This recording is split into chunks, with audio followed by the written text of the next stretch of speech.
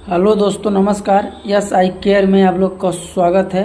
दोस्तों आज हम देखिए जो हमारे पास पेपर फ्रेम है, ठीक है, इसमें हम लोग दोस्तों जो है लेंस लगाने वाले हैं।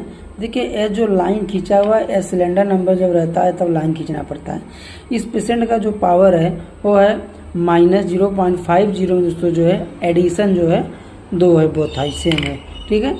और सिलेंडर इसलिए देखिए क्या है, सिलेंडर की वजह से जो है डिग्री जो 90 डिग्री है, इसीलिए जो दोनों हम मार्क किए हुए लाइन का, ठीक है। तो आज हम इसका जो है कटिंग आप लोग को दिखाएंगे, किस तरीके से हम लेंस को कटिंग करते हैं। तो चलिए वीडियो को शुरू करते हैं।